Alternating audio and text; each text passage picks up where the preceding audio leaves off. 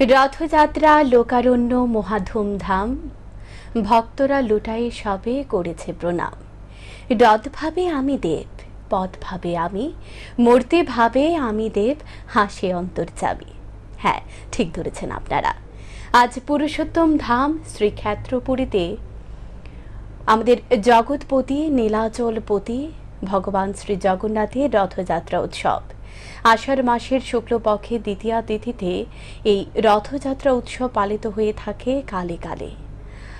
দর্শক বন্ধুরা, যে আজকের যে রথযাত্রা উৎসব, এটা শুধু ধর্মীয় আচার নয়, ভারতবর্ষের সংস্কৃতি, ভারতবর্ষের কৃষ্টি এবং ভারতবর্ষের একেবারে যে অন্তজ শ্রেণীর দেবতা হয়ে ওঠার এবং এই দেবতার মন্দিরের চাতাল থেকে বেরিয়ে রাজপথে বেরোনোর যে একটি ঘটনা, সত্যি পৃথিবীর ইতিহাসে এটা বিরলতম।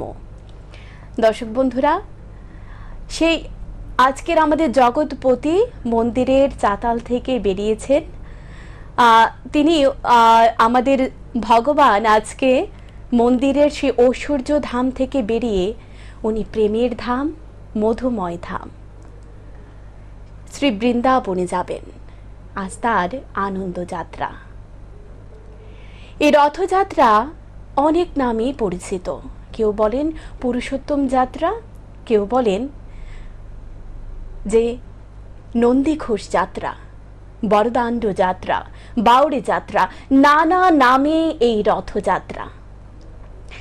দর্শক বন্ধুরা, এই রথযাত্রা উপলক্ষে যেহেতু কথা হচ্ছে, আমরা একটু জেনে নিই পুরীর ঘটনা। পুরীতে ৬২টি মুখ্য উৎসব হয়ে থাকে। এর মধ্যে ৬২টি মুখ্য উৎসবের মধ্যে রথযাত্রা হলো অন্যতম। আসুন দর্শক বন্ধুরা, আজকে রথযাত্রা উপলক্ষে জগন্নাথের রথের রজ্জু স্পর্শ করে আমরা আমাদের জীবন ধন্য করি। আর আজকে আমাদের জন্য খুব একটি আনন্দের দিন। আমরা খুবই আনন্দিত এবং গর্বিত যে এতটা ব্যস্ততার মধ্যেও আমাদের মধ্যে উপস্থিত হয়েছেন একজন বিশিষ্ট ব্যক্তি, যিনি কিনা, যার সাথে আমরা এখন কথা বলবো বহু বিষয় নিয়ে, কথা বলবো জগন্নাথের রথের মাহাত্ম্য নিয়ে, জগন্নাথের মাহাত্ম্য নিয়ে। আজকে কথার মাধ্যমে জগন্নাথের বিভিন্ন দিক নিয়ে আমরা আলোকপাত করব। চলুন দর্শক বন্ধুরা, সকলে ভালো থাকবেন এবং রথ উপলক্ষে সকলকে শুভেচ্ছা এবং শুভকামনা জানিয়ে আজকে শুরু করছে বিশেষ আলাপন। আমি দীপান্বিতা রয়েছে আপনাদের সাথে। আর আজকের বিষয় হলো জগন্নাথের রথযাত্রা। দর্শক বন্ধুরা, আমাদের মধ্যে উপস্থিত আছেন আজকে ইস্কন ভারত অ্যাডভাইজার কাউন্সিলের মেম্বার, ক্রো প্রেসিডেন্ট ত্রিপুরা, জোনাল সুপারভাইজার উড়িষ্যার যে বিশিষ্ট ব্যক্তি শ্রীদাম গোবিন্দ দাস। প্রথমে আপনাকে জানাই স্বাগত আমাদের স্টুডিওতে। আপনার এই মূল্যবান সময় রেখেও আজকের দিনে আপনি আমাদের সাথে এসেছেন। আমি খুব গর্বিত যে আপনি আমাকে ইনভাইট করেছেন এখানে এই অবসরে। আর রথযাত্রা উপলক্ষে আমার বাড়ি পুরীতে, জন্মস্থান পুরী, তাই আমি আজকে এই ত্রিপুরা মাটিতে বসে জগন্নাথ সঙ্গে দুটো কথা বলবো, এটা আমার একটা সৌভাগ্য, সেটা আপনি এনে দিয়েছেন, তাই ধন্যবাদ। একদম অসংখ্য ধন্যবাদ আপনাকে। এখানে এসেছেন আজকে রথযাত্রা, আমরা এই শুভক্ষণে যে ভগবান আমাদের জগৎপতির সে রথের যে একটি বিষয় উৎসবে সামিল হতে পেরে আমরা সত্যি নিজেকে ধন্য মনে করি। আর আরও বেশি আনন্দের বিষয়, আজকে আপনার থেকে মূল্যবান কিছু কথা আমরা শুনতে পাবো।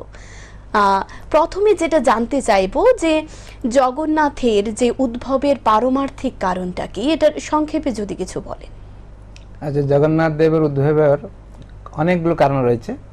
তার মধ্যে আপনি যে প্রশ্নটা করেছেন সেই প্রশ্নটাকে যদি আমি ভালো করে বুঝিয়ে বলি, তবে ব্রহ্মা যিনি সৃষ্টিকর্তা, তিনি এক সময়ে যখন ব্রহ্মার প্রতি দিনের পরে একটা প্রলয় হয় এবং সেই প্রলয়ের পরে আবার সৃষ্টি হয়, ব্রহ্মা সৃষ্টি করতে বসছেন, চিন্তা করছেন যে আমি বারবার সৃষ্টি করছি আর এখানে যারা জীবজন্তুরা আছে সবাই কষ্ট পাচ্ছে, কোনো কষ্ট পেতে পেতে পেতে জীবনটা শেষ হয়ে যাচ্ছে।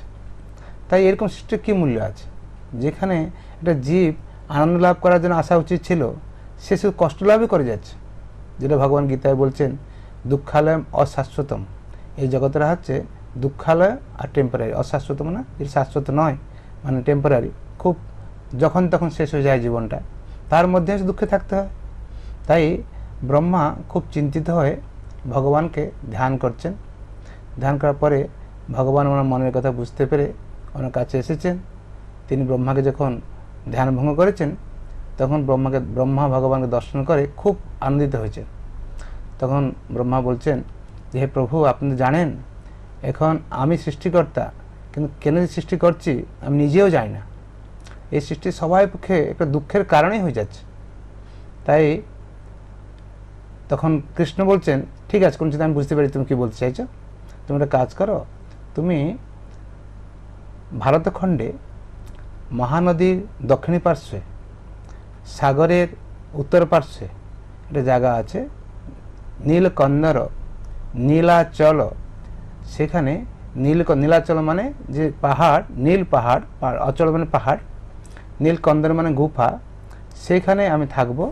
তুমি সেখানে এসে তপস্যা করো, আমি তোমাকে সেখানে দর্শন দান করবো, তবে সমাধানের ব্যবস্থা করব। তখন ব্রহ্মা সরাসরি সেখান থেকে চলে আসেন এবং এই উৎকল দেশ, যেটা কি স্কন্দপুরাণের ঊর্ধ্বদেশ নামে পরিচিত, আমরা আজকে ওড়িশা বলছি, সেটা অনেক বহু পুরনো ইতিহাস রয়েছে। সেখানেই তিনি ব্রহ্মা আসেন এবং যে জায়গাটি তিনি প্রথমে এই মাটিতে স্পর্শ করেন, সেই জায়গাটা হচ্ছে ব্রহ্মগিরি। সেই জায়গাটা এখনও রয়েছে। যারা পুরী গিয়েছেন তারা দেখবেন আলারনাথ বলে একটা মন্দির আছে, যেখানে চৈতন্য মহাপ্রভু ওই অনবসর কালে যেতেন, দর্শন করতেন। সেই আলারনাথ মন্দিরটা ব্রহ্মগিরিতেই আছে। এবং সেখানে যখন ব্রহ্মা আসেন, তিনি অত সুন্দর জায়গা দেখে বুঝতে পারেননি ওনার সৃষ্টিতে এরকম একটা সুন্দর জায়গা রয়েছে, উনি ভাবতে পারেননি। একদম। তখন তিনি সেখানে গিয়ে কঠোর তপস্যা মগ্ন হয়েছেন, আর জায়গাটা খুব ভালো লেগেছে ওনাকে। তখন তপস্যা করছেন, এদিকে চারিদিকে খুব খবর ব্যাপে গেছে, যখন ব্রহ্মা তপস্যা করছেন আর তপস্যার ফলস্বরূপ এখন ভগবান ওনাকে বর দিতে যাচ্ছেন, যেরকম ওনার সৃষ্ট জীব কেউ আর দুঃখ কষ্ট থাকবে না। এই কথা শুনে সারা স্বর্গ, মর্তে, পাতাল সবাই একটা আনন্দের রোল বইছে। সবাই চিন্তা করছে হয়তো আর কিছুদিনের মধ্যে ব্রহ্মার তপস্যা শেষ হবে আর তিনি বরপ্রাপ্ত হয়ে যাচ্ছেন। কিন্তু একজন ব্যক্তি খুব দুঃখী হয়েছেন। তিনি বলছেন, আরে যদি ব্রহ্মাই বর প্রাপ্ত হন, প্রাপ্ত হইতেই যাচ্ছেন, কারণ ভগবান বলেছেন উনি তপস্যা অলরেডি করছেন, মানে আর কয়েকদিন অপেক্ষা করতে হবে। একদম। তখন তিনি এসে ভগবান কাছে এই নীলকন্দরে নীলমাধবরূপে বিরাজমান ভগবান লক্ষ্মীনারায়ণকে সেবা করা শুরু করছেন। খুব স্তুতি করছেন। তখন লক্ষ্মীদেবী বলছেন, আরে ইয়ে স্তুতি করছে কে? না, যমরাজ। দুঃখটা হচ্ছে যমরাজের মনে। তিনি এসে বলছেন, প্রভু, আমি শুনলাম নাকি আপনি এরকম একটা কিছু বরদান দিতে যাচ্ছেন, কিন্তু তাই যদি হয় তবে আমার পোস্টের কি মূল্য থাকবে? একদম। আমি তো আর কোনো শাস্তি দিতে পারবো না, পুণ্যের ফল পাপের ফল বিচারও করতে পারবো না। তখন মহা মুশকিল হয়ে গেল। তখন লক্ষ্মী দেবীকে নারায়ণ বলছেন, দেখো কি অবস্থা হচ্ছে, এখন কি করবে তুমি? তখন ব্রহ্মা আর যমরাজকে দুইজনে ডেকে ভগবান পাশে নিয়ে আসেন এবং দুজনে বললেন কি করা যায় ব্যাপারটা। শেষে ভগবান বলছেন না যমরাজকে, দেখো তোমাকে পাপ পুণ্যের বিচার করতে আমি দিয়েছি, ঠিক আছে, কিন্তু তাই বলে তুমি পুরুষোত্তম ক্ষেত্রে পুরীধামে তুমি পাপ পুণ্য বিচার করবে না। পুরীধাম মানে পুরো মানে বাস করা জায়গা, ঘর। পুরী মানে যেখানে বাস করে কেউ।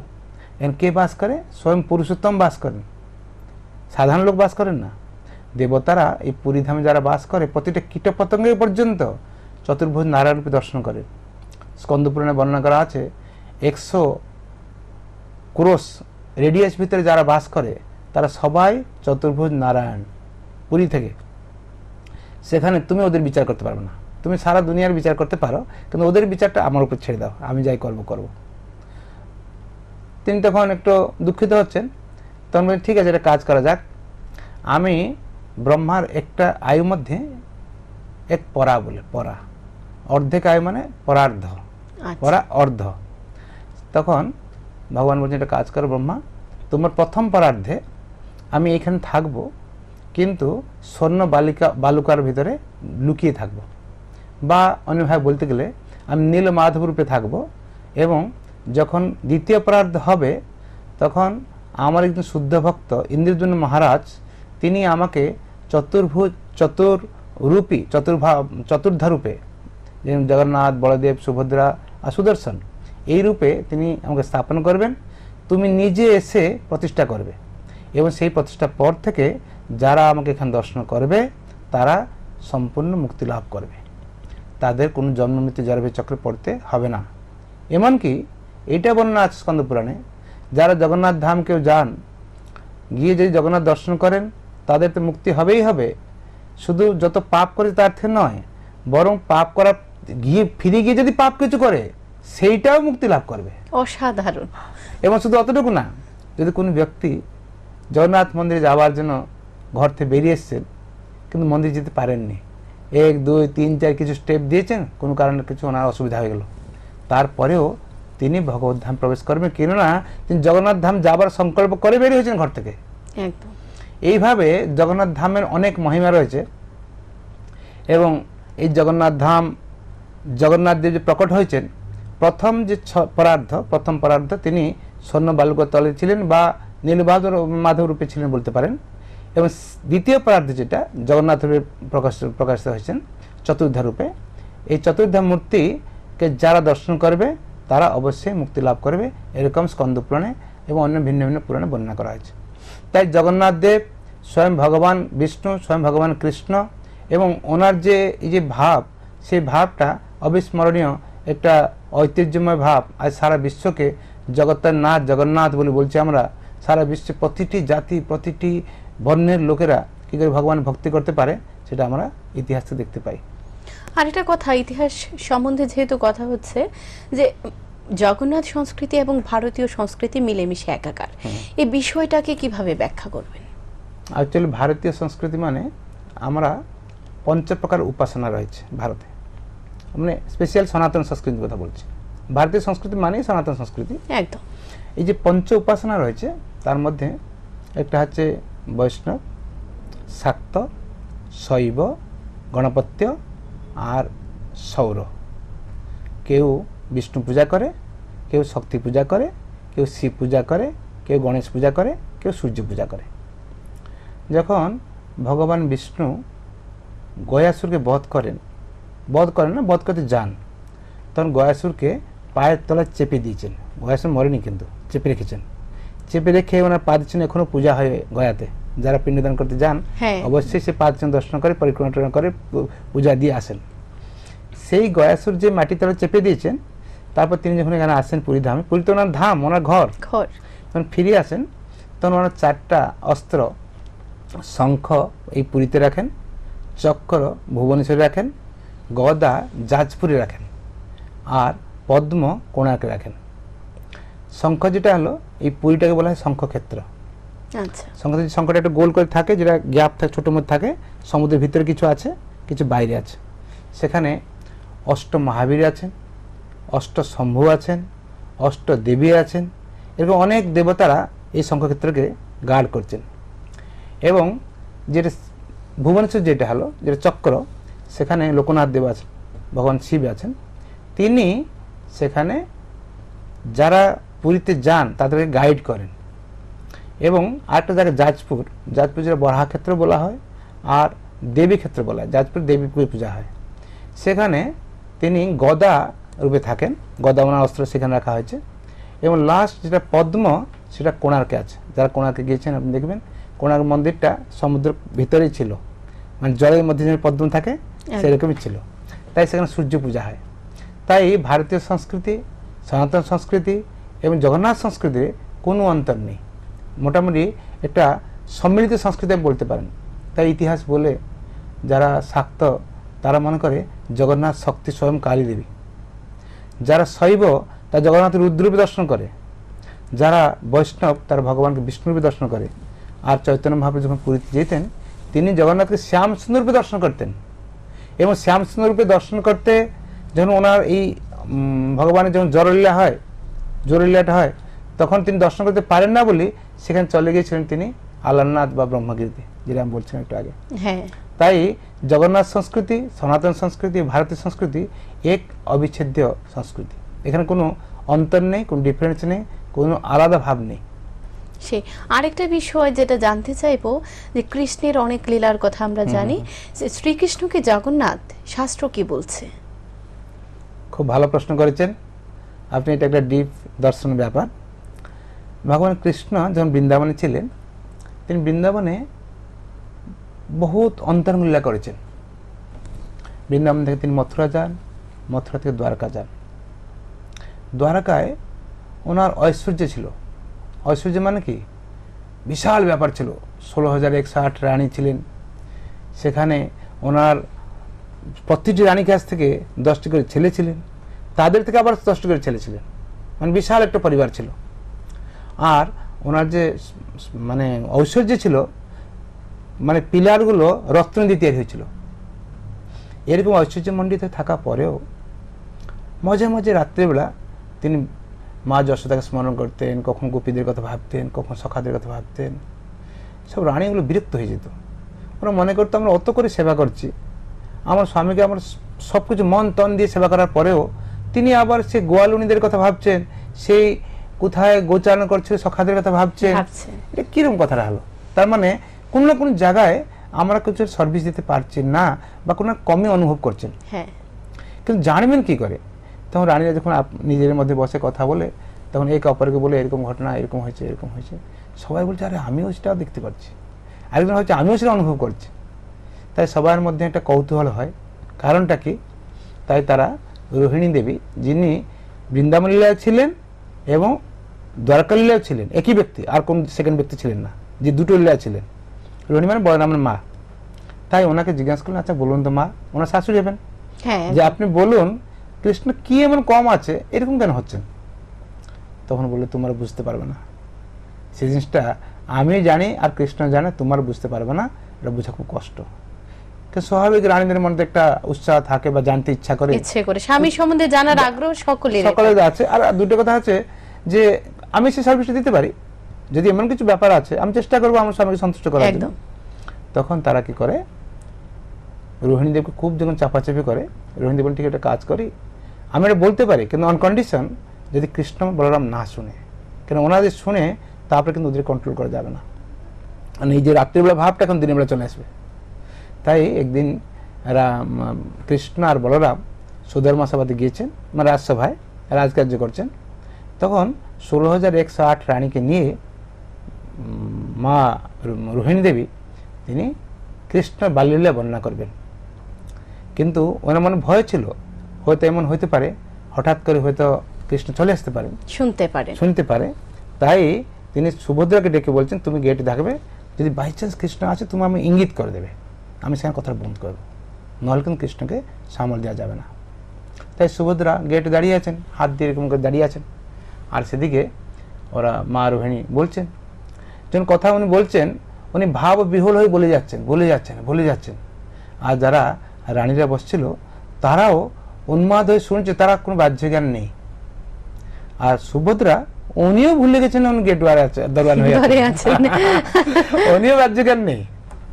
আর ইতিমধ্যে এইসব বাহ্য জ্ঞান নেই হতে হতে সুভদ্রার হাতগুলো ভিতরে কুকুড়িয়ে গেছে, নিচে ভিতরে ঢুকে গেছে, চোখগুলো বড় বড় হয়ে গেছে। আর কৃষ্ণ বলরাম যখন আপনার কথা কেউ কোথায় বলে আপনি শুনতে পান, একটু আনন্দ লাগে, আর আপনি শুনতে আরো চান। তাই কৃষ্ণ বলরাম সুধর্মা সভায় আর থাকতে পারেননি। কৃষ্ণ ছুটে এসেছেন কথা শোনার জন্য। আর এসে দেখছেন সবাই কারো সেন্স নেই। এর রোহিণী দেবী বলে যাচ্ছেন, ওনারও বাহ্য জ্ঞান নেই, রানী যারা শুনছে তাদের কোনো বাহ্য জ্ঞান নেই। তাই জগন্নাথ আর বলদেব সুভদ্রা দুই সাইড দাঁড়িয়ে ওরা শোনা শুরু করছেন। শুনতে শুনতে ওনার চোখগুলো পুরো খুলে গেছে, একদম মানে অপলক নয়ন হয়ে গেছে, পাগুলো ঢুকে গেছে, হাতগুলো ঢুকে গেছে, হাঁ করে বসে আছে।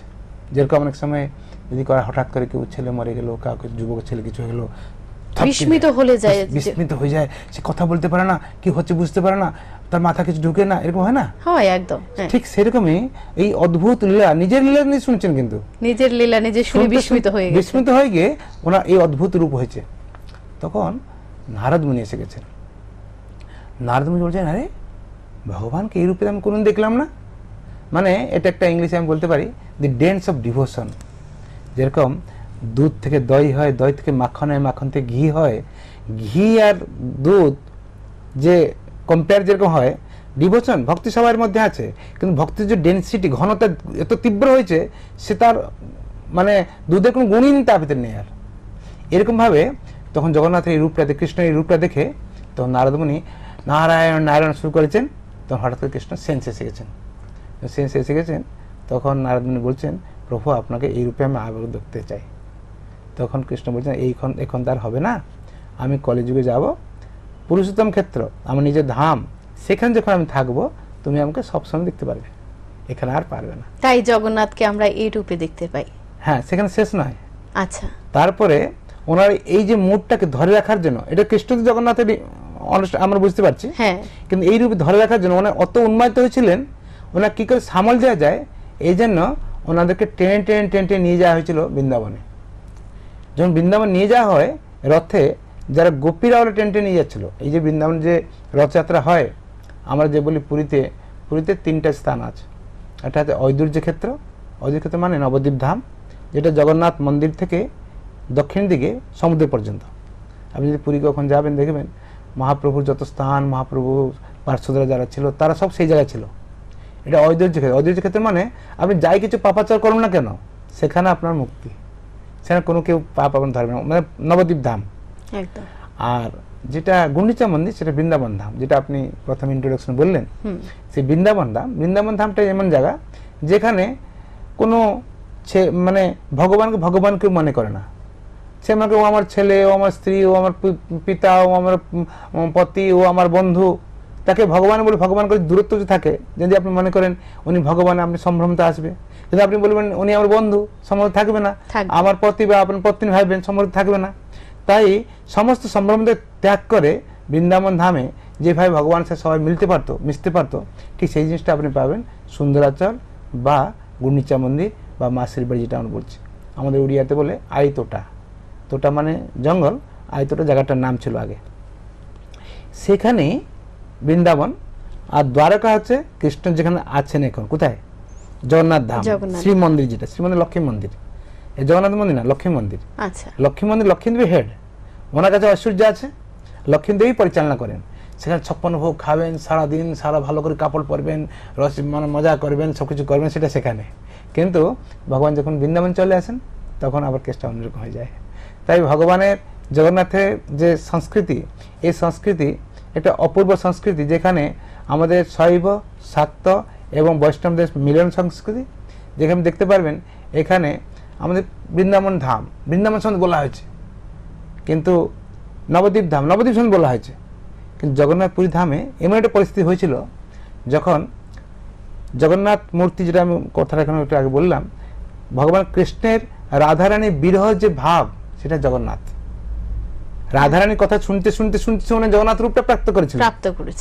মানে কৃষ্ণের রাধার বিরহর ভাব হচ্ছে জগন্নাথ। আর সেই সময় যখন মহাপ্রভু চৈতন্য মহাপ্রভু ছিলেন পুরীতে, চৈতন্য মহাপ্রভু রাধা বিরহী কৃষ্ণ, চৈতন্য মহাপ্রভু স্বয়ং কৃষ্ণ, কিন্তু রাধারানীর বিরহে তিনি ছিলেন, বিরহী ভাবটাই মহাপ্রভু। তাই জগন্নাথ আর চৈতন্য মহাপ্রভু দর্শন হয়তো দুইজনই কৃষ্ণ, একজন কৃষ্ণ বিরহী কৃষ্ণ, একজন রাধা বিরহী কৃষ্ণ, দুইজনে একসাথে ছিলেন। তাই পুরী ধাম ওটা সম্পূর্ণ ধাম, যেমন অসম্পূর্ণতার প্রশ্ন নেই, যেখানে কোনো আমার হিন্দু সংস্কৃতির প্রতিটি জিনিস থেকে পাওয়া যায়। এমনকি হয়েছে যখন বুদ্ধিস্টরা এসেছিল, তারা ওনাকে বুদ্ধদেব বলে পূজা করছিল। যেখানে দেখবেন 10 অবতার যেখানে লেখা আছে, 10 অবতার যেখানে বুদ্ধ অবতার, সেখানে জগন্নাথে বসানো হয়েছে, পুরীতে আপনি দেখবেন। তার মানে ভারতীয় সংস্কৃতি এমন কোনো কারণ নেই যার জগন্নাথকে নিজের প্রভু বলে মানেনি। তান্ত্রিক হোক, শাক্ত হোক, শৈব হোক, গণপত্য হোক। গণপত্যও যখন আমার গণপতি ভট্ট বলে একজন এসেছিলেন কর্ণাটক প্রদেশ থেকে, তিনি এসে জগন্নাথের গণপতির রূপে দর্শন করতে চাইলেন, এবং ভগবান জগন্নাথ স্নানযাত্রার দিন হাতিবেশ হয়েছিলেন। আপনি দেখবেন জগন্নাথ হাতিবেশ হয়, হাতিবেশ মানে গণপতি, মানে হাতির মতো, গণেশের মতো, সেই রূপটা মানে গণপতিও সেখানে ছিল। তাই তো ওনাকে জগৎপতি সত্যি বলা, তাই জগৎপতি বলা। এমন কেউ লোক নেই সে নিজের সাথে ওনাকে রিলেট করতে পারবে না। একদিন আমাদের হিতেশ্বর শইকীয়া, মানে এখন তো নেই আর, উনি আসামের মুখ্যমন্ত্রী ছিলেন, উনি কোনো কারণে আমি একটা মন্দির প্রোগ্রামে এসেছিলেন মায়াপুর। তিনি বলছেন, জগন্নাথ সংস্কৃতি আমি একটা জিনিস দেখলাম, এখানে মানে ব্ল্যাকিশ লোক আছে, হোয়াইটিশ লোক আছে, রেডিশ লোকও আছে। সারা ওয়ার্ল্ডে যত প্রকার লোক আছে, যত রঙের লোক আছে, সবকিছু জগন্নাথ বলতে শুধু আমাদের পাওয়া যায়। ইয়াতে বড় বিশ্বায়নের কি আর উদাহরণ হতে পারে? একটা বৈচিত্র্যের মধ্যে ঐক্য, বৈচিত্র্যের মধ্যে ঐক্য। মানে বৈচিত্র্য বলে কিছু নেই, সবাই এখানে সম্মিলিত হয়ে গেছে, সবই এক একসাথে হয়ে গেছে। যায়। সত্যি খুব অসাধারণ, সত্যি সেই মায়া শুনতে শুনতে আমারও চোখ দিয়ে জল চলে আসছে।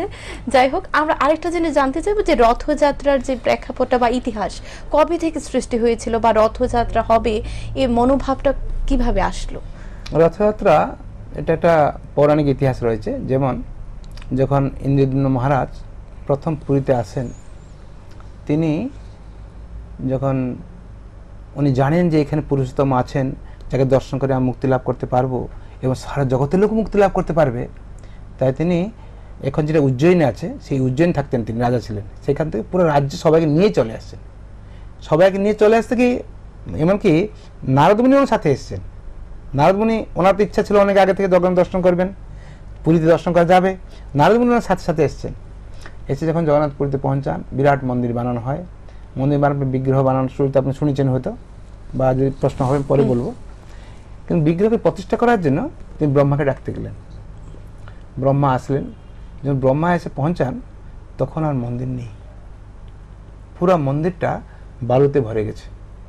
বালুতে ভরে গেছে, বালুতে ভরে গেছে না, বালুতে ভরে গিয়ে আবার সাফ হয়ে গেছে। আরেকজন মন্দির দাবিদার হয়ে গেছেন। যিনি দাবিদার হয়ে গেছেন তিনি অ্যাকচুয়ালি কে? তিনি একজন রাজা।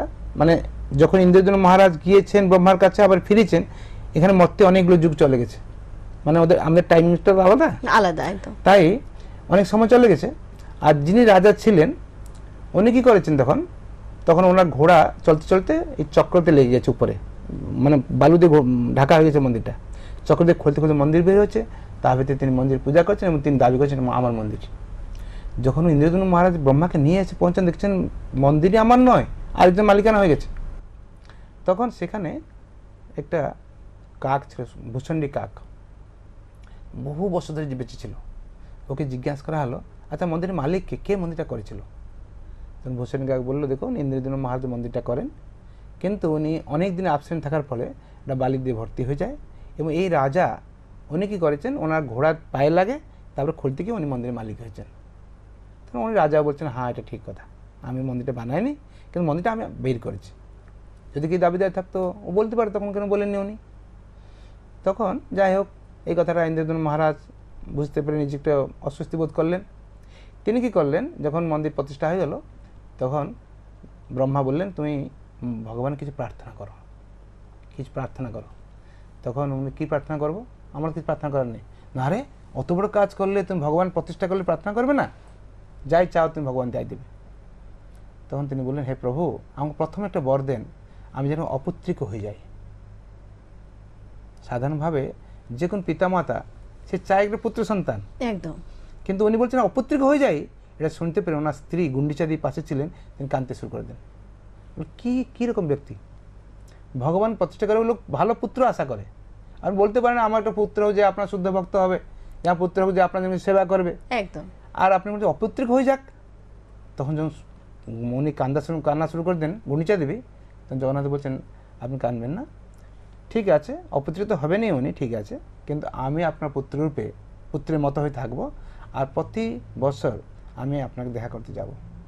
তাই এই গুন্ডিচা মন্দির বা মাসির বাড়ি যেটা আমরা বলি, সেই মাসির বাড়িতে জগন্নাথদেব প্রতি বছর একবার আসেন এবং 7 দিন থাকেন।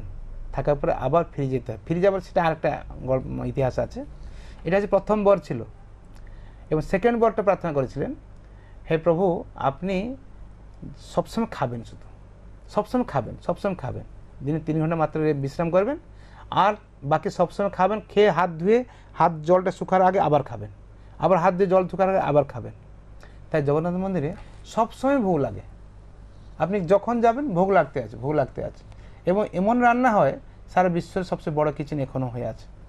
সেখানে একটা হাঁড়ির উপরে আরেকটা হাঁড়ি, আরেকটা রান্না হয়, সেখানে মানে লক্ষ লক্ষ লোক প্রতিদিন প্রসাদ পায়, আর সবগুলি হাঁড়ি একসাথে রান্না হয়ে যায়। কি বিচিত্রময়, সত্যি লক্ষ্মীদেব সব রান্না করেন। এবং সেখানে এরকম সিস্টেম আছে, আগুন নিভে না, যে আগুন জ্বলছে সেই আগুন থেকে আগুন নিতে হয়, আপনি আগলা ম্যাচ লাগিয়ে জ্বালাতে পারবেন না। তার ফলে এই লক্ষ্মীদেবী রান্না করেন, জগন্নাথ সারাদিন শুধু খেতে থাকেন, সারাদিন খাওয়া হয়। তৃতীয়বার চাইছিলেন যে আপনি অপলক নয়নে আপনার পাতা যেগুলো না পড়ে সবসময় সবাই কৃপা করবেন। তাই জগন্নাথ সেখানে যে 24 ঘন্টা 3 ঘন্টা ঘুমাবার কথা, সেও সময় ঘুমাতে পারেন না উনি, তখন দেবতারা ওনাকে দেখা করতে আসেন। রাত্রিবেলা আপনি দেখবেন যে কোনো মন্দিরে, আমাদের সারা ভারত যত হিন্দু মন্দির আছে সব জায়গায় রাত্রিবেলা নাইট ড্রেস পরায়, হালকা ড্রেস পরায়, একদম, হ্যাঁ, সকালে ভালো ড্রেস পরায়, লোক আসবে দর্শন করবে। কিন্তু পুরীতে সেটা হয় না। পুরীর দিনের বেলা খুব হালকা ড্রেস থাকে, রাত্রে যখন ভগবান শয়ন করতে যাবে তখন আবার খুব হেভি ড্রেস পরাবে, তাকে বলে বড় সিংহার বেশ, বড় সিংহার রাজবেশ। রাজবেশ এই জন্য কেউ দেবতার রাত্রিবেলা আসবে, দেবতার সাথে আরও রাজবেশ না হলে দেবতা কী মনে করবে, দেবতার পছন্দ হবে না। তাই দেবতাকে দর্শন দেওয়ার জন্য, আর তিনি যেহেতু ওনাদের অন্তরঙ্গ ভক্তরা আছে, যেরকম ইন্দ্র, যেরকম যমরাজ, সবাই রাত্রিবেলা আসবেন, তাই ওদেরকে দেখা করার জন্য তিনি সবসময় রাজবেশ হয়ে রাত্রিবেলা থাকেন। সকাল হলে আবার ড্রেসটা খুলে হয়ে যায়, বুঝছেন তো, অদ্ভুত বিষয়। সত্যি একদম পুরোপুরি আলাদা বিষয়। বিষয়টা আলাদা। জগন্নাথ সংস্কৃতি মানে একটা অভিন্ন সংস্কৃতি, নতুন একটা নতুনত্ব ভাব, যেখানে আমাদের জীবনের প্রতিটি মুহূর্তকে আমরা এনজয় করতে পারি, বুঝছেন তো। একদম। আরেকটা বিষয় যেটা জানতে চাইবো যে রথযাত্রা শ্রী চৈতন্যের অবদান, এই বিষয়টার কতটুকু, এই কথাটার কতটুকু যুক্তিযুক্ততা আছে? রথযাত্রা জগন্নাথ দেব স্বয়ং পরম ব্রহ্ম, এবং জগন্নাথ দেবকে যেভাবে ভক্তরা নিজের করে গড়ে তুলেছে, বা আমাদের উড়িষ্যায় কী হয়, জগন্নাথ দেব বাড়ির ভগবান। আমাদের যা কিছু করে জগন্নাথ ছাড়া কিছু কথা হয় না। যখন কোনো বিয়ে হয়, ঠিক হয়, তখন যারা কোষ্ঠী দেখতে ঠিক আছে, বেশি বলে জয় জগন্নাথ, জয় জগন্নাথ, কোষ্ঠী দেখা দরকার নেই আর, বুঝলেন, কাজ শেষ। যেরকম জগন্নাথের নামে কিছু বলে দিলে ওইটাই হয়ে যায়, বুঝলেন তো। তারপর জগন্নাথ আমাদের বাড়ির লোক, আমরা মনে করি ফ্যামিলি মেম্বার, এরকম আমরা ভগবানের বলে মনে করি না। আর আপনি যাবেন পুরীতে, কখন দেখুন অনেকগুলো পান্ডা বসে থাকে, ভগবান গালি দিয়ে খুব বসে সেখানে, সারাদিন কোনো একটা পয়সা হয়নি, ইনকাম হয়নি, কী করবে, কারণ তারা জগন্নাথ উপর নির্ভর করেই থাকে, অন্য কিছু করে না। আর ঠিক আপনি দেখবেন রাত্রিবেলা যখন যায় বাড়িতে ঠিক কিছু না কিছু ভগবান পাঠিয়ে দিয়ে ওদের কাছে। এইভাবে জগন্নাথ সংস্কৃতিটা আত্মীয়তার সংস্কৃতি। যখন চৈতন্য মহাপ্রভু পুরীতে আসেন, তিনি প্রথম যখন প্রবেশ করেন, তখন 18 থেকে, আপনি পুরী যদি যাবেন দেখবেন 18 থেকে তিনি দৌড়তে দৌড়তে গিয়েছেন। আর চৈতন্য মহাপ্রভু খুব লম্বা ছিলেন, তো খুব জোরে গিয়েছেন। ওনার অনুগামী যারা ছিল সাথে, আমাদের নিত্যানন্দ প্রভু, গদাধর পণ্ডিত বা অন্য যারা ছিল, তারা কেউ ধরতে পারেনি। গিয়ে জগন্নাথ দর্শন করতে গিয়ে লম্বা হয়ে পড়ে গেছেন, পড়ে গিয়ে ওনার মূর্ছা চলে গেছেন। যারা পান্ডারা ছিল তারা মনে করছে মনে হয় উনি পাগল টাগল কিছু হবে, এইভাবে পড়ে গেছে, কী হয়েছে না বোঝা যাচ্ছে না, আর লাড়া বের হচ্ছে, শরীর লোমগুলো দাঁড়িয়ে গেছে, আর কী হয়ে গেছে বুঝতে পারছে না। তখন সার্বভৌম ভট্টাচার্য, যিনি এক সময় নবদ্বীপের বাড়ি ছিল, তিনি সেখানকার রাজা প্রতাপরুদ্রের রাজপণ্ডিত, খুব শিক্ষাবিদ, তখনকার সময় ভারতের একজন বিশিষ্ট শিক্ষিত লোক, বেদান্তিক সাধু, যদিও গৃহস্থ ছিলেন। তিনি হঠাৎ করে মন্দিরে ছিলেন, তিনি বলে কী হলো দেখতে গিয়ে তিনি দেখলেন, আরে আমি অষ্টসাত্ত্বিক বিকাশ জিনিসটা যেটা বইতে পড়তাম, এই লোকের ভিতরে আমি দেখছি। বইতে আমি অষ্টসাত্ত্বিক বিকাশটাকে জানি, কিন্তু কারোর ভিতরে কোনো দেখিনি, কোনো চোখে কোনো দেখিনি, কিন্তু এর ভিতরে সবগুলো একটা পর একটা প্রকাশ পাচ্ছে। মৃতপ্রায় হয়ে গেছে, মুখ থেকে লাড়া পড়ছে, লোমগুলো দাঁড়িয়ে আছে, ঊর্ধ্বশ্বাস হয়ে গেছে। এই ব্যাপারটা তো সাধারণ ব্যাপার নয়। তখন তিনি ওনাকে কোনোরকম তুলে নিয়ে বাড়িতে নিয়ে যান। বাড়িতে নেওয়ার পরে চৈতন্য মহাপ্রভুকে পরে যখন ওনার ভক্তরা আসে বলে এরকম কেউ সন্ন্যাসী এসেছিল না, সার্বভৌমভট্টাচার্য বাড়িতে চলে গেছে। তখন যখন ওনার ফলোয়াররা ওনার কাছে গিয়ে জোর হরে কৃষ্ণ কৃষ্ণ কৃষ্ণ হরে হরে, হরে রাম রাম রাম হরে হরে কীর্তন করে, তখন ওরা উঠে যান। বাবু ওঠার পরে তারপর অনেক কিছু হয়েছে, যাই হোক সেটা আলোচ্য বিষয় নয়। কিন্তু মহাপ্রভু যখন ওই পুরীতে প্রথম 6 বছর তিনি দক্ষিণ ভারতে গেলেন, দক্ষিণ ভারতে ফিরে আসার পরে আরও 18 বছর কন্টিনিউস ছিলেন, কোথায় যাননি। পুরীতে আমাদের বাংলা থেকে প্রতি বছর হাজার হাজার ভক্তরা যেত, যারা মহাপ্রভু অনুগামী গৌড়িয়া ভক্তরা, তারা সবাই সেখানে গিয়ে 4 মাস থাকতেন মহাপ্রভুর সাথে। এই রথে অ্যাটেন্ড করবেন, চতুর্মাসে পালন করবেন, চতুর্মাস পরে আবার ফিরে আসতেন। এই রথে যে অ্যাটেন্ড করতে যান, তিনি সবাই রথ যখন কীর্তন হয়, তখন মহাপ্রভু তো জগন্নাথকে শ্যাম সুন্দর রূপে দর্শন করতেন, উনি ওনাকে দর্শন করতেন জগন্নাথ রূপে। আমরা যেভাবে দেখছি সেভাবে নয়। জগন্নাথ উন্মত করে হাত এরকম ছড়িয়ে বসে আছেন আলিঙ্গন করার জন্য, আর তিনি কৃষ্ণের শ্যামসুন্দর ভাবে কৃষ্ণ বংশী বাজাচ্ছেন, এরকমভাবে দর্শন করতেন। এবং তিনি কী করতেন, সেখানে 8টা গ্রুপ থাকতো, কীর্তনের গ্রুপ থাকতো, এবং 8টা গ্রুপে মহাপ্রভু সবাই দেখতো মহাপ্রভু আমাদের গ্রুপে কীর্তন করছেন, নৃত্য করছেন, আর আলাদা আলাদা গ্রুপে অদ্বৈত আচার্য আলাদা গ্রুপ, নিত্যান্ত প্রভু আলাদা গ্রুপ, সব আলাদা গ্রুপ থাকতো। এবং এই রথযাত্রাকে যেভাবে উনি টেনে নিয়ে যাইতেন, যেরকম গোপীরা বৃন্দাবনে নেবার জন্য দ্বারকায় এসে কুরুক্ষেত্র থেকে নিয়ে যাচ্ছেন কৃষ্ণ বলরামকে, ঠিক সেই ভাবটাকে তিনি প্র্যাকটিক্যাল করে শিখিয়েছেন আমাদেরকে। বুঝলেন কীভাবে রথে জগন্নাথকে সেবা করতে, কীভাবে জগন্নাথ নিয়ে যেতে হয়, এবং সেইভাবে নিয়ে পুরো রাস্তা কীর্তন করতে করতে নিয়ে যেতেন। আর তার আগের দিন গুন্ডিচা মার্জন হয়, রথের আগের দিন যেটা হয়। গুন্ডিচা মার্জন আগে ছিল না, মহাপ্রভু আসার পরে পুরীতে গুন্ডিচা মার্জন শুরু করেন। গুন্ডিচা মার্জন মানে হচ্ছে যেখানে জগন্নাথকে থাকবেন সেই জায়গাটা পরিষ্কার পরিচ্ছন্ন করা। আমাদের হৃদয়ে আমাদের ভগবান ধারণ করতে চাই, আমার ভিতর থেকে যাই কিছু নোংরা জিনিস আছে সাফ করতে হবে, তবে তো ভগবান বাস করবেন। তাই তিনি শিখিয়েছেন কীভাবে কাম, ক্রোধ, লোভ, মদ, মাশ্চর্য পুরো সাফ করলে তো ভগবান থাকবে। শুধু ভগবান নাম করলে আমি বলবো ভগবান নাম করে ভগবান চলে আসবেন, এরকম হবে না। তার জন্য আমাদেরকে সেরকমের স্থিতি নিয়ে আসতে হবে। তাই মহাপ্রভুর অবদান এটা অপরিকল্পনীয় অবদান জগন্নাথ রথযাত্রায়। একদম তাই। এবার অনেক রথের সম্বন্ধে, জগন্নাথ সম্বন্ধে জানলাম, এবার একটু ত্রিপুরাতে ফিরে আসি। যে রথযাত্রা উপলক্ষে যে আগরতলার ইস্কন মিশনের যে ইস্কন মন্দিরের যে প্রস্তুতি, এবারে রথের জন্য কি কি প্রস্তুতি রয়েছে? দেখুন, আমি ত্রিপুরাতে 2014 সালে আসি দায়িত্ব নিয়ে। তখন আমাদের জগন্নাথ বিগ্রহ ছিলেন না মন্দিরে, কিন্তু আমি ত্রিপুরা, আসামে আমি পুরা ইন্ডিয়া ট্রাইবাল কেয়ার আমি জেনারেল সেক্রেটারি। তাই সারা ভারতে আমি ট্রাইবাল এরিয়াতে ঘুরেছি, অন্ধ্রপ্রদেশ, গুজরাট, মহারাষ্ট্র থেকে শুরু করে আসামে তো প্রান্তে প্রান্তে গিয়েছি, ত্রিপুরায় অনেক জায়গায় ঘুরেছি। একটা জিনিস আমি অনুভব করলাম, এই ত্রিপুরা আর আসামের মধ্যে প্রচুর রথ চলে। যদিও আমি ওড়িশার লোক, আমাদের রথ চলে ঠিক আছে, আমাদের ওড়িশার ওড়িয়া ভগবান আমার এটা নিজের বলে ভাবি, চালাই রাখলাম। কিন্তু ত্রিপুরাতে এমন কোনো গ্রাম নেই যেখানে জগন্নাথে যায় না, এমন কোনো গ্রাম নেই যেখানে ট্রাইবাল হোক, নন ট্রাইবাল হোক, সব জায়গায় রথের একটা প্রভাব রয়েছে। এই জিনিসটা লক্ষ্য করার পরে আমি চিন্তা করলাম যে আমাদের জগন্নাথ সংস্কৃতিকে আজ ইট ইজ প্রেজেন্ট করতে হবে। আমি এরকম নয় যে আমি আমার মতো করছি, ওর মতো করছে, যে যার মতো করছে, সেরকম কিছু না করে পুরীতে যে রীতিনীতি আছে, পুরীতে যে বিধানে চলে, সেটাকে আমি কী করে এখানে ডাইরেক্টলি লোকের মধ্যে এস্টাবলিশ করব, সেই জিনিসটা আমার একটা লক্ষ্য ছিল। তাই আমি বিশ্বাস করি না, প্রথম দিন থেকে আমার 3টা রথ করি। সারা ত্রিপুরাতে কোথায় 3টা রথ নেই, কিন্তু 3টা এই জন্য করি লোক জানুক রথ 3টা হয়। আচ্ছা, রথ 3টা হয়, জগন্নাথ বলদেব সুভদ্রা আলাদা আলাদা থাকেন।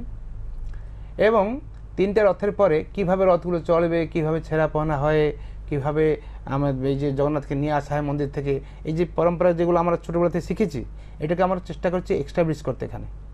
আগে কি হয়, রথ হয় সব জায়গায়, রথ এটা ঔপচারিকভাবে হয়, কিন্তু রথ যেরকম যারা যে লাইনের লোক তারা সেই ব্যাপারে এক্সপার্ট হন, একদম সেরকমভাবে আমি চেষ্টা করছি কীভাবে রথটাকে পুরীর মতো করে গড়ে তুলতে। এবং এই বছরই আমরা একটা নতুন উদ্যোগ নিয়েছি, রথের মেলা করছি। আচ্ছা, যেটা রথের মেলা সাধারণভাবে কোনো জায়গায় হয় না, অনেক জায়গায় মেলা হয়, কিন্তু সেটা এমনি মেলা হয়, রথের মেলা নয়। বা রথের মেলা যেটা আমরা বলি অনেক ভিন্ন ভিন্ন শহরে হয়, বা এখানে হয় কিছু দোকান টোকান বসে যায়, কিন্তু জগন্নাথ সঙ্গে কিছু আলোচনা নেই সেখানে, না পাবলিক কিছু ইন্টারাকশন নেই। কিন্তু এখানে এবার আমরা কি করেছি, এই যে পূর্বাশা প্রাঙ্গণে আমরা সুন্দর করে জগন্নাথ দেবের পূজা আরতি করার, যে কোনো লোক পূজা দিতে পারেন, যে কোনো লোক প্রসাদ পেতে পারেন, প্রসাদ কিনতে পারেন, প্রসাদ খেতে পারেন। সেখানে অনেক রকম, জগন্নাথ তো জগতের নাথ, সব কিছু খায় না উনি, সারা পিজা পাস্তা থেকে শুরু করে কি আর খান না উনি, নাকি সব কিছু উনি খান, সব পছন্দ করেন।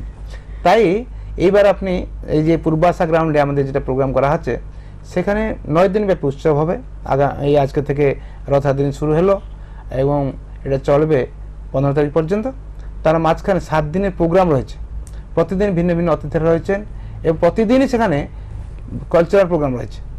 তাই আমি উড়িষ্যা থেকে কিছু যারা বিদ্বান লোক তাদের ডেকে নিয়ে আসছে। আগামী মঙ্গলবার দিন আমাদের প্রোগ্রাম রয়েছে, উড়িষ্যা যারা সাংস্কৃতিক সম্পন্ন ব্যক্তি তারা আসছেন, আর এখানেও স্থানীয় লোকেরা ওড়িশি নৃত্য থেকে শুরু করে ভিন্ন ভিন্ন প্রোগ্রাম করেছি। তাই মোটামুটি ভিতরে এটা এই যে জগন্নাথ সংস্কৃতির যে মুডটাকে এক্সটাবলিশ করার চেষ্টা করেছে। হয়তো আরো কয়েক বছর লাগবে, আস্তে আস্তে হয়ে যাবে আর কি।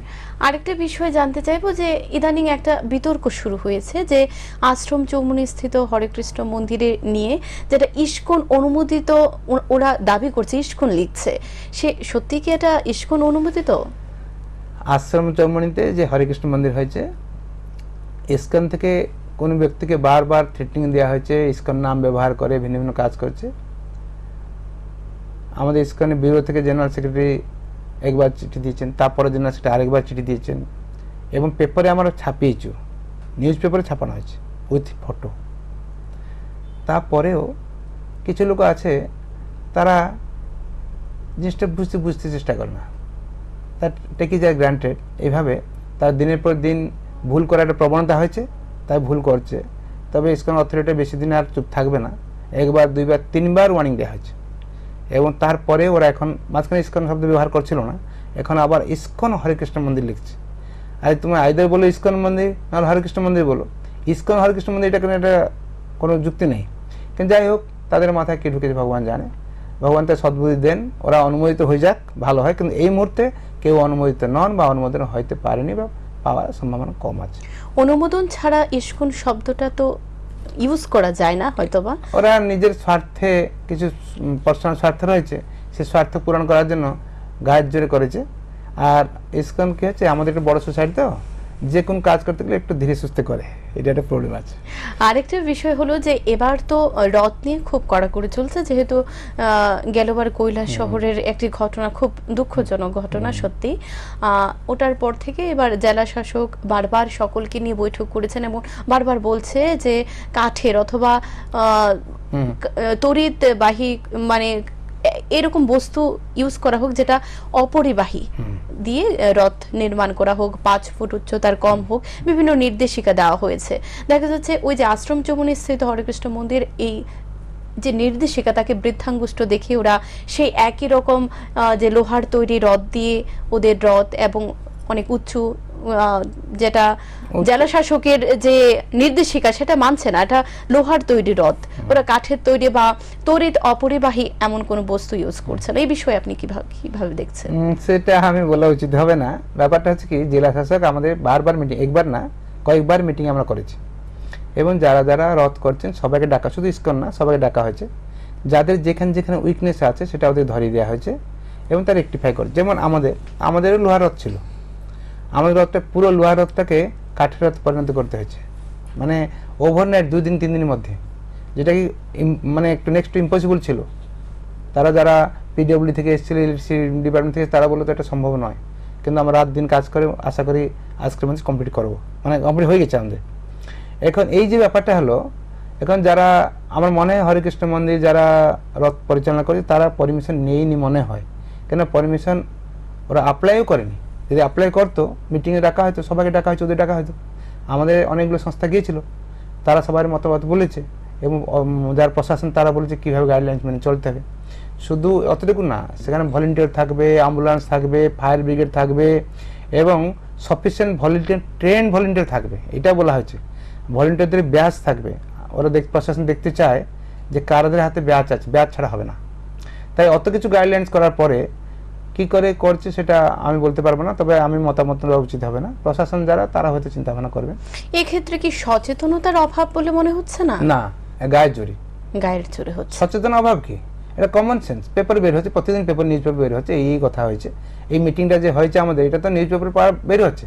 আর যারা এখানে থাকে তারা অতটাও ওয়াকিবহাল, তারা জানি না এরকম নয়। যারা ভাবছে হ্যাঁ কে কি করবে দেখা যাক, এই গায়ের জোরে চলছে, ঠিক আছে। অনেক সিরিয়াস ইস্যুতে কথা বললাম, আবার একটু রথের বিষয়ে চলে আসি।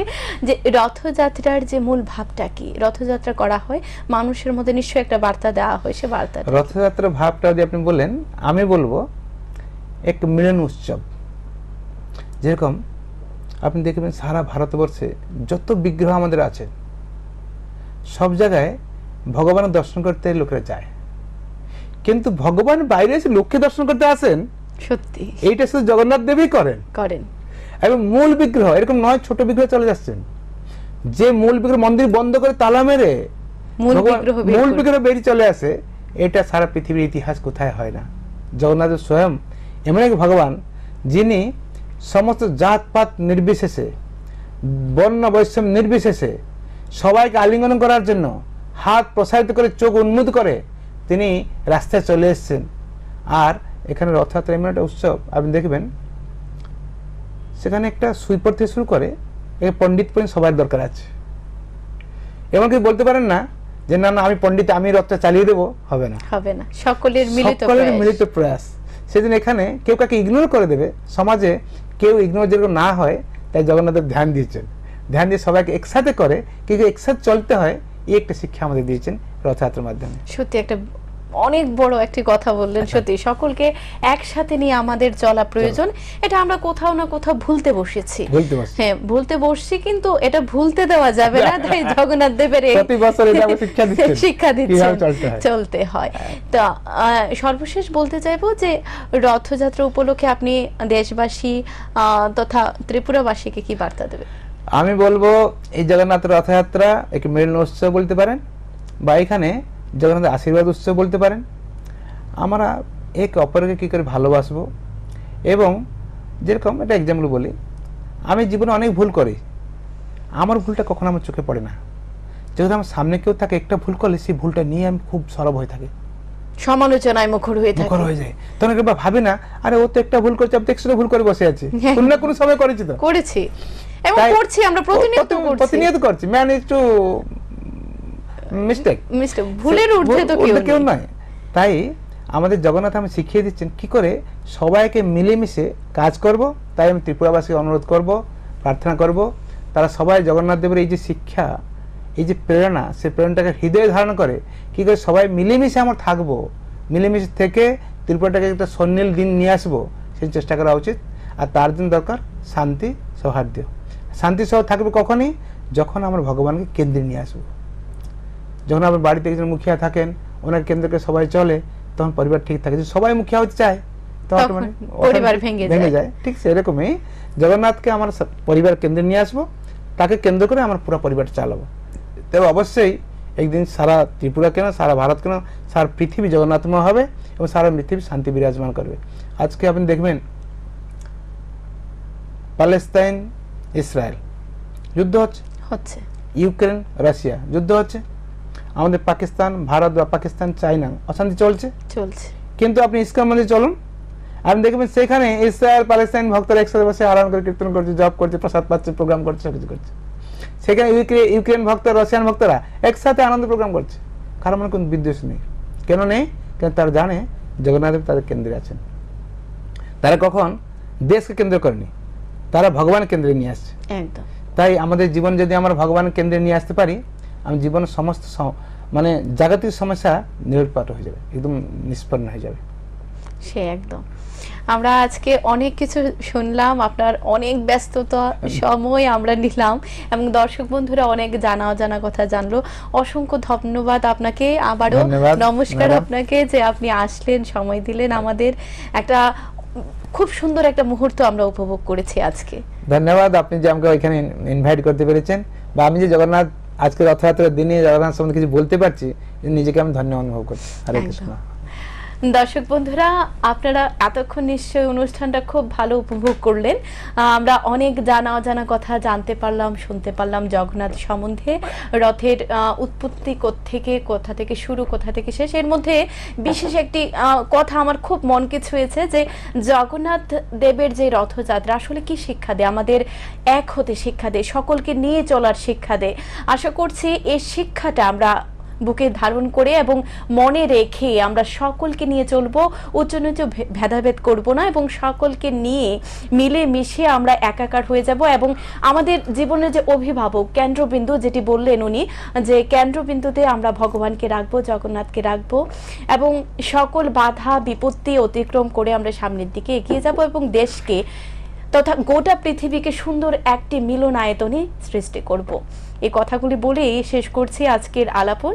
সকলে ভালো থাকবেন, সুস্থ থাকবেন, এবং রথযাত্রা খুব বেশি এনজয় করুন, খুব বেশি আনন্দে মেতে উঠুন, সকলে সুস্থ থাকবেন। এ বলে শেষ করছি আজকের অনুষ্ঠান। নমস্কার।